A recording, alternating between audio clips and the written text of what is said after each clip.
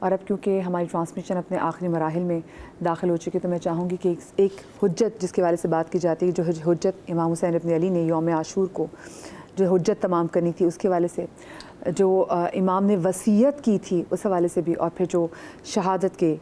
جو مناظر ہیں اس حوالے سے میں آگاہ کیجیے گا پلیز۔ بہت اہم نقطے کی طرح آپ نے اشارہ فرمایا کہ امام علی مقام نے جا بجا حجت تمام کی ہے اور بتایا مجھے اچھی طریقے سے پہچان لو میں کون ہوں، من عرفنی فقد عرفنی، جو مجھے جانتا ہے وہ تو جانتا ہے، جو نہیں جانتا وہ میرا حسب و نسب سے تعارف پہلے سمجھ لے۔ میں رسول خدا کا، تمہارے رسول کا نواسا ہوتا ہوں، میں خدیجہ طاہرہ کا نواسا ہوتا ہوں، میں علی اور زہرا کا بیٹا ہوتا ہوں، میں خانہ کعبہ کا وارث ہوں، میں صفا و مروہ کا مالک ہوں۔ حسب و نسب سے تم تعارف کروایا۔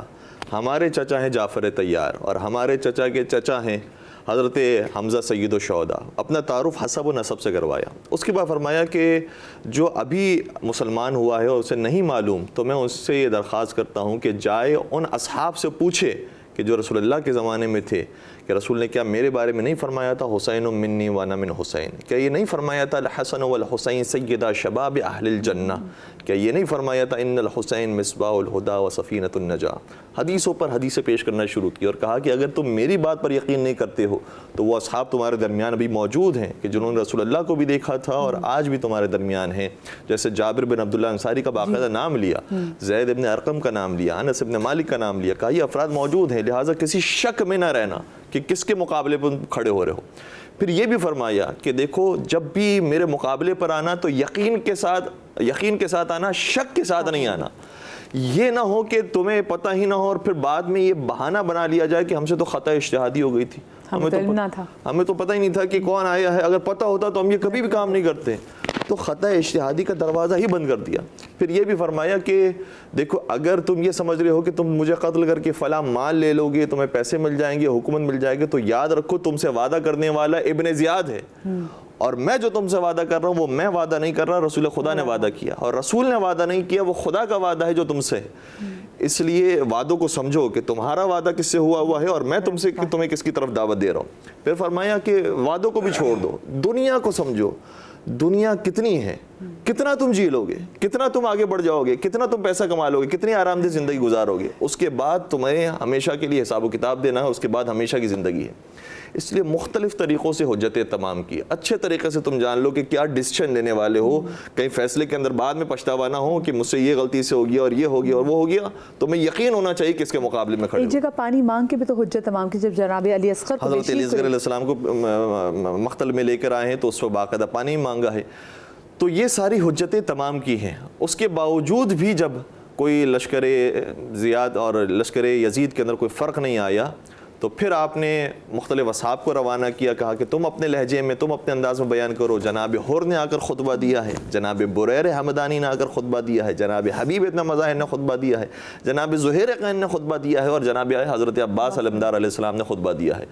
اور ان کے کہنے پر بھی کوئی فرق نہیں آیا، بلکہ یہ سامنے سے کیا کہتے تھے، یہ کہتے تھے کہ ہمیں آپ کی بات سمجھ میں نہیں آ رہی، ہمیں پتہ نہیں چل رہا تم کیا کہنا چاہ رہے ہو، تم کہنا کیا چاہ رہے ہو۔ یہ تو یہ لگ رہا ہے کہ جیسے وہ قرآن کی آیت ہے نا کہ ان کو سنائی نہیں دیتا، ان کے ختم اللہ علی قلوبہم، ان کے دلوں پر مہر لگ چکی ہے، ان کو سمجھ نہیں آ رہا، ان کے پاس کان ہے لیکن سنائی نہیں دیتا، ان کے پاس آنکھیں ہیں لیکن دکھائی نہیں دیتا۔ بالکل اس آیت کے مصداق بن چکے تھے اور اشق الآخرین کے مصداق بن چکے تھے۔ اس کے بعد جب امام علی مقام نے سارے خطبات کو مکمل کیا اور سامنے سے کہا کہ بس اب بہت باتیں ہو گئی، اب جلدی اپنی باتیں ختم کرو، اور اس کے بعد عمر سعد نے تیر پھینکا اور جیسے تیر روانہ کیا پورے لشکر کو گواہ بنایا، کہا کہ ابن زیاد کے سامنے گواہی دینا کہ میں نے سب سے پہلے تیر چلایا تھا حسین کو، لہٰذا مجھے سب سے بڑا انعام ملنا چاہیے۔ اور جیسے ہی تیر آیا اس کے بعد پہ باقی جو اس کے سپاہی تھے انہوں نے تیر چلائے، تو فیصلہ ہو گیا کہ اب جنگ کا آغاز ہو گیا۔ جب جنگ کا آغاز ہو گیا تو امام نے بھی اپنے دستے کو مرتب کیا۔ امام کے پاس 72 افراد تھے، جو 32 تھے وہ سوار تھے اور جو 40 تھے وہ پیادہ تھے، اور اس میں سے بھی آپ نے تقسیم بندی کی، اور یہ بھی ہمیں سمجھایا ہے کہ اگر کم تعداد بھی ہو تو بھی انہیں آسانی سے خرچ نہ کرو، انہیں بھی سوچ سمجھ کر جتنا تم ہو سکتا ہے اسٹریٹجی اپنی پوری رکھو، چاہے تم ظاہری طور پر کمزور ہو، کم من فئۃ قلیلۃ غلبت فئۃ کثیرۃ باذن اللہ۔ اور یہ ہوا بھی ہے کہ آج حکومت حسین کی ہے، آج ذکر حسین کا ہے۔ تو امام نے ایک دائیں طرف دستہ بنایا، اس کی سپہ سالاری جناب زہیر کو دی، بائیں طرف کا دستہ بنایا حبیب نے مظاہر کو دی، پورے لشکر کی سپہ سالاری حضرت ابوالفضل عباس کو دی، اور پھر کہا کہ ایک ایک کر کے تم جاؤ اور جنگ کرو. جب ایک ایک کر کے جنگ ہونے لگی اور عمر سعد نے بھی سامنے سے, چونکہ پرانے زمانے میں دستور یہ تھا کہ اگر ایک آتا ہے تو مقابلے میں بھی ایک بھیجا جائے, وہاں پر بھی جو بڑے بڑے پہلوان تھے اور جنگجو تھے وہ آنا شروع ہوئے. لیکن جب جب امام حسین کے لشکر سے کوئی جاتا تھا, حالانکہ کوئی وہ نامور پہلوان نہیں ہوتا تھا, لیکن اس کے پاس جذبہ شہادت ہے, اس کو پتہ ہے کہ میں کس مقصد کے لیے جا رہا ہوں, میری کیا آخرت ہے. اس لیے جب جب وہ گیا ہے تو بڑے بڑے پہلوانوں کو زیر کر دیا. تو جب کافی دیر تک پہلوان قتل ہوتے رہے اور واصل جہنم ہوتے رہے, تو سامنے سے کسی نے آواز بلند کی, کہا کہ ان کے اور ہمارے اندر فرق یہ ہے کہ یہ جذبہ شہادت کے ساتھ آئے ہوئے ہیں, ان کا آخرت پر اللہ پر یقین ہے, اور تم لوگ دنیا کے لیے آئے ہوئے ہو, اس لیے تم مارے جا رہے ہو. اور مجھے تو لگتا ہے کہ یہی جملے آج بھی ہمیں سننے کو ملتے ہیں. اور آج کے بڑے بڑے جو سپر پاور ہیں وہ یہی اپنے جب بیانات ہوتے ہیں اور جب وہ رپورٹنگ کرتے ہیں تو کہتے ہیں کہ فرق یہی ہے حسینیوں کے اندر اور ہمارے اندر کہ وہ جذبہ شہادت کے ساتھ آئے ہوئے ہیں, ہم تو دنیا کی لالچ میں آئے ہوئے ہیں.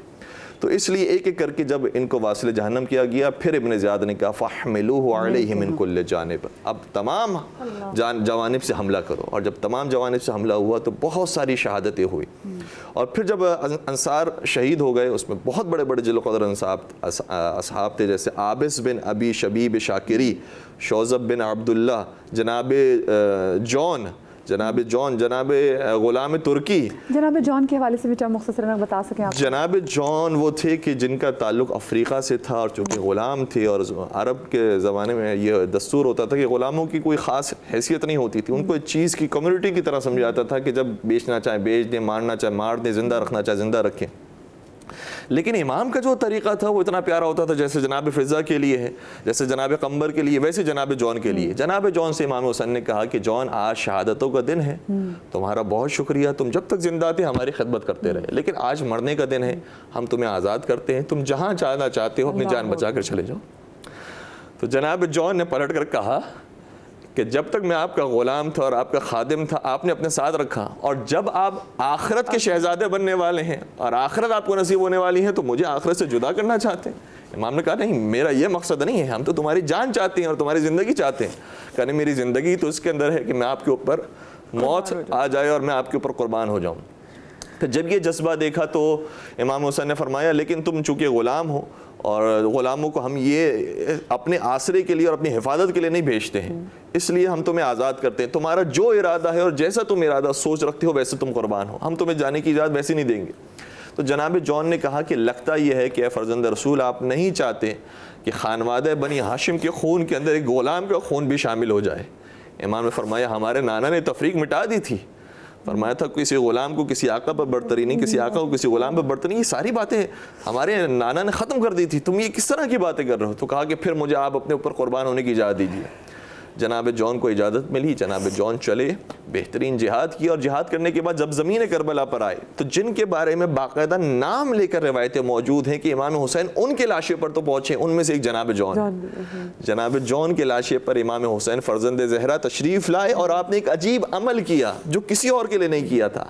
روایتی کہتی ہے فوقع وجهه على وجهه, حسین نے اپنے چہرے کو جون کے چہرے پر رکھا. وہ سیاہ فام ہے, یہ سر فام ہے, یہ سفید ہے, یہ عرب ہے, وہ عجم ہے, وہ غلام ہے, یہ آقا ہے, لیکن اپنے چہرے کو اپنے غلام کے چہرے پر مس کیا, اور پھر خدا سے یہ دعا کی اللہم بیض وجہہ وطیب روحہ وحشرہ مع محمد وآل محمد. پروردگار اس کے چہرے کو نورانی بنا دے, اس کے بدن کو خوشبودار بنا دے, اور اسے محمد وآل محمد کے ساتھ محشور فرما. اگر تاریخ کی کتاب میں کسی اور کے بارے میں اس سے ملتا جلتا عمل نظر آتا ہے کہ آپ نے اپنے چہرے کو یا آپ نے اپنے بدن کی کسی حصے کو کسی کے بدن کے ساتھ ملایا اور ٹچ کیا ہو, تو وہ صرف ایک اور شہید ہیں جن کا نام علی اکبر ہے. اللہ حضرت علی اکبر جو خود جوان بیٹے تھے امام حسین علیہ السلام کے, جب ان کے لاشے پر پہنچے تھے تو اپنے سینے کو اکبر کے سینے کے ساتھ ملایا تھا. تو یہ منظر یا حضرت علی اکبر کے لیے ملتا ہے یا جناب جون کے لیے ملتا ہے. تو تمام اصحاب شہید ہو گئے, اور پھر اس کے بعد شہدائے بنی ہاشم کا وقت آیا. سب سے پہلے حضرت علی اکبر نے کہا کہ بابا جان میں آپ کے اوپر اپنی جان قربان کرنے کے لیے جاؤں گا. اچھا, سامنے جو افراد تھے وہ سمجھ رہے تھے کہ حسین کے بعد جس کو امامت ملے گی وہ علی اکبر ہوں گے, اس لیے امام کا بھی انداز عجیب. اور واقعاً ایسی چیز تھی کہ حضرت علی اکبر کے بارے میں حتیٰ دشمنوں نے بھی کہا کہ اس زمانے میں اگر کوئی اہلیت رکھتا ہے خلافت کی تو وہ علی اکبر ہے. تو حضرت علی اکبر علیہ السلام چونکہ فضائل کے اندر ان کی کمالات اتنے زیادہ تھے، اور جب آپ آئیں خیموں میں تو ساری بیبیاں لپٹ کر آپ سے رو رہی تھیں اور بہت زیادہ آپ کے بارے میں پریشان تھی، یہاں تک کہ آپ کو جب وداع کیا گیا تو امام نے اپنے ہاتھوں کو بلند کیا، فرمایا اللہم اشہد علی ہؤلاء القوم فقد برز الیہم غلام اشبہ الناس خلقا وخلقا ومنطقا برسولک، پروردگار اب تو گواہ رہنا کہ میں اس کو بھیج رہا ہوں جو تیرے رسول کا شبیہ ہے۔ وہ صرف شکل کے اندر شبیہ نہیں ہے، آواز میں بھی، وہ گفتار میں بھی ہے، رفتار میں بھی ہے، کردار میں بھی ہے۔ یہ بہت اہم بات ہے کہ کردار میں بھی تیرے رسول کا شبیہ ہے۔ تبھی شاید ان کو کہا گیا تھا کہ فجر کی اذان وہ دیں تاکہ سنیں، آواز سنائی دے ان کو، کہ صدائے رسول کے اندر آپ آج اذان علی اکبر سنیں۔ اس کے بعد جب حضرت علی اکبر روانہ ہوئے تو اس موقع پر جو فوج یزیدی ہے وہ بھی ڈاؤٹ کے اندر مبتلا ہو گئی کہ ہم شبیہ رسول کو مارے یا نہ مارے، اللہ اکبر، ہم حملہ کریں یا نہ کریں۔ تو شاید کسی نے کہا ہوگا شبیہ رسول خود رسول تو نہیں ہے، بہانے تو بہت تھے، اس لیے کہا کہ جو بھی ہے امام حسین کی طرف سے جو بھی آ رہا ہے حملہ کرو۔ تو کچھ افراد اس موقع پر بھی تردید کا شکار ہوئے، لیکن پھر حملہ ہوا حضرت علی اکبر علیہ السلام پر،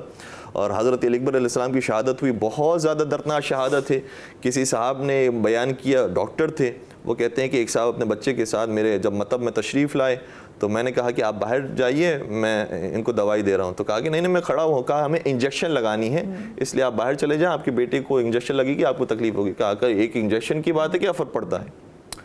تو کہتا ہے میں نے اسی باپ کے سامنے جب اس کے بچے کو انجیکشن لگائی ہے تو باپ کو پسینے آنے لگے اور وہ بے ہوشی میں جانے لگا اور نڈھال ہو کے گر پڑا۔ اس کو سنبھالیں، اس کو سنبھالیں۔ یہ ایک انجیکشن جو ایک عام سا باپ ایک عام سے بیٹے کو لگتا ہوا دیکھے تو برداشت نہیں کرتا۔ اور یہی کیفیت قرآن نے یہ بیان کی ہے کہ حضرت نوح علیہ السلام کا بیٹا بھی جب غرق ہو رہا تھا، نافرمان ہے، خدا کا باغی ہے، لیکن قرآن بیان کرتا ہے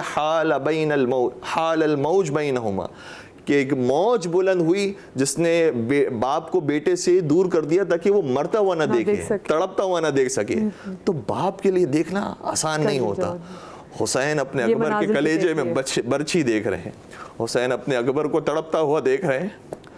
اس لیے بعض روایتوں کے اندر آیا حضرت امام حسین السلام اٹھتے تھے پھر گر جاتے تھے، پھر سہارا لے کے اٹھتے تھے پھر گرتے تھے، اور اس طرح سے گرتے گرتے اپنے بیٹے کے لاشے پر پہنچے اور فرمایا بیٹا درد کہاں پر؟ کہا کہ بابا کہیں پر درد نہیں ہے، بلکہ ہاذا رسول اللہ، رسول خدا تشریف لائے، فرما رہے ہیں اے حسین آپ بھی جلدی کیجئے، کیونکہ رسول نے مجھے تو جام پلا دیا جس کے بعد میری پیاس تو بجھ گئی ہے، آپ بھی پیاسے ہیں، آپ کو رسول خدا جام پلائیں گے۔ اس کے بعد جب آنے بنی ہاشم کی باری آئی، اون محمد قربان ہوئے، حضرت قاسم قربان ہوئے۔ حضرت قاسم کے بارے میں ہے کیونکہ امام حسن کے یتیم بیٹے تھے، اتنے خوبصورت اتنے پیارے تھے کہ خود باقاعدہ کتابوں کے اندر موجود ہے، جب آئے تو لگتا تھا کہ بدر منیر آ رہے ہیں، ایسا چمکتا ہوا چاند آ رہا ہے۔ ساری قربانیاں ہو گئی لیکن ایک آخری قربانی بچ گئی جو بظاہر تو سب سے چھوٹی قربانی تھی لیکن حقیقت میں سب سے عظیم قربانی تھی۔ اور امام علی مقام اپنی حجت کو، آخری حجت کو تمام کرنے کے لیے حضرت علی اصغر کو لے کر آتے ہیں، فرماتے ہیں یا قوم ان لم ترحمونی فرحموا هذا الطفل الصغیر،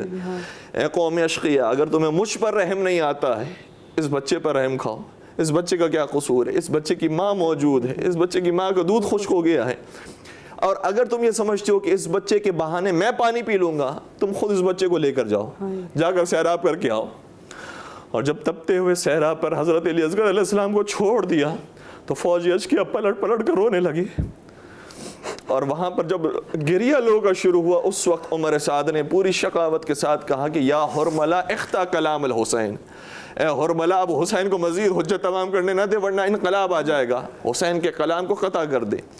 کلام کو قطع کرنے کے بہت سے طریقے تھے، میں تو کہوں گا اے عمر سعد تو صرف یہاں پر تھوڑی دیر کے لیے علی اصغر کو چھوڑ دے، یہ خود اپنی آپ ہی شہید ہو جائیں گے، ان کے اوپر تیر چلانے کی، نیزہ چلانے کی، تلوار چلانے کی ضرورت بھی نہیں ہے۔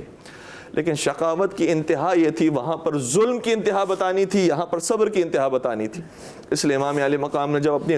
آگوش میں دوبارہ سے حضرت علی اصغر علیہ السلام کو لیا تو حرملہ نے تیر سے شعبہ چلایا، اس کے بعد حضرت علی اصغر علیہ السلام کے لاشے کو لے کر آئے، لیکن کس منہ سے دکھائیں کہ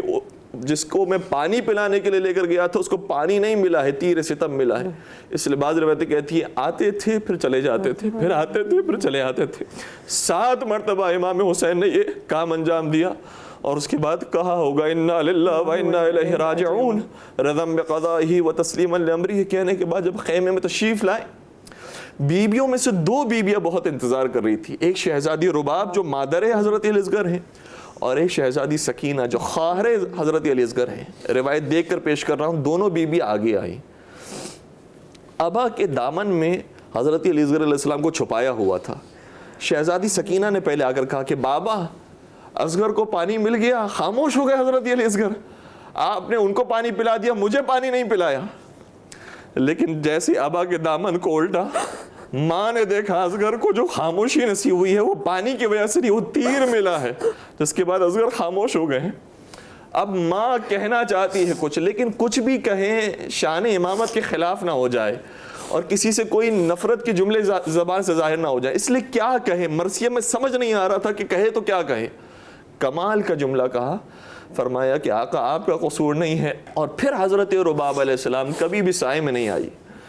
کیونکہ حضرت علی اصغر علیہ السلام کربلا میں شہید ہوئے، شام میں شہزادی سکینہ شہید ہو گئی. جب ماتم کیا امام حسین علیہ السلام پر ماتم کیا، اور جب تک زندہ رہی ہمیشہ امام علی مقام کو یاد کرتی رہی. 1 سال تک آپ حیات رکھتی ہیں اور سائے کے اندر نہیں آئیں، اور جب بھی رہی دھوپ میں رہی، ماتم کرتی رہی، اپنی کنیزوں کے ساتھ ماتم کیا. اور بعض روایتوں کے مطابق آپ کربلا ہی میں رہی اور کربلا ہی میں آپ کی شہادت ہو گئی اور آپ کی وفات ہو گئی. اور امام علی مقام جو حضرت علی اصغر علیہ السلام کے بعد کی شہادت ہے، اب وہ شہید ہونے کے لیے گیا ہے جس کا تو اصغر بھی نہیں رہا، اکبر بھی نہیں رہا، عباس بھی نہیں رہا، قاسم اور محمد کچھ بھی نہیں رہا. میں سوال کروں گا، جب ہم ایک جنازہ اپنے گھر والوں میں سے کسی کا اٹھاتے ہیں، خدا نہ کرے کسی کو موت آئے اور کسی کو یہ غم آئے، لیکن جب ایک جنازہ بھی اٹھاتے ہیں سب مل کر قبرستان لے جاتے ہیں، لیکن جب قبرستان سے واپس آتے ہیں تو سب تھکے ہوئے ہوتے ہیں، سب فوراً سے آرام کرتے ہیں، سب فوراً سے کھانا کھا کے سو جاتے ہیں. ایک جنازہ سب مل کر اٹھائیں تو یہ کیفیت ہوتی ہے. جس ایک نے 72 جنازے اٹھائے اس کی کیفیت کیا ہے. اور اب وہ گیا ہے جام شہادت نوش کرنے کے لیے. امام علی مقام آگے بڑھے ہوں گے تو یہ کہا ہوگا اب اس کی جنگ دیکھو جس کا تم نے اکبر مارا ہے، اس کی جنگ دیکھو جس کا عباس مارا ہے، اس کی جنگ دیکھو جس کا اون محمد، جس کا قاسم مار دیا، جس کا اون محمد، جس کے قاسم کو مار دیا، حبیب کو مار دیا، مسلم نے اوسجا کو مار دیا. اور پھر فرمایا یا مسلم ابن عقیل و یا ہانی ابن عروہ و یا حبیب ابن مظاہر، سب کے نام لے کر فرمایا. کہا کہ اب حسین گیا ہے رخصت ہونے کے لیے، جب تم جاتے تھے تو تمہیں حسین رخصت کرتے تھے، آؤ اپنے مولا کو رخصت کرنے کے لیے. اور پھر اس غربت کے ساتھ جب آپ مقتل کی طرف روانہ ہوئے، شیر خدا کے بیٹے تھے، بہترین جہاد کیا، فوج الحفیظ علماء کہہ کے بھاگنے لگی، لیکن عمر سعد نے آواز دی ھذا ابن قتال العرب، تم اسی درد کو یاد کرو جو تمہارے باپ داداؤں کو اس کے باپ نے دیا ہے. علی نے تمہارے باپ داداؤں کو مارا تھا، مارو اس کو مل کر. اور پھر چاروں طرف سے جو حملہ ہوا، کسی نے تیر چلائے، تبر چلائے، کسی کے پاس پتھر تھے پتھر مارے، کسی کے پاس لکڑیاں تھی لکڑیاں ماری. اور اس کے بعد حضرت امام علی مقام آہستہ آہستہ زمین کربلا پر آئے اور پھر لہو لہان ہو گئے امام علی مقام علیہ الصلوۃ والسلام. ہر شہید جب گرتا تھا تو زین سے زمین کربلا پر گرتا تھا. یہ واحد شہید ایسا تھا جو زین سے زمین پر نہیں آیا بلکہ تیروں پر معلق ہو گیا. اور اس کے بعد آپ زمین کربلا پر آئے. آپ پھر بھی امت کے لیے دعا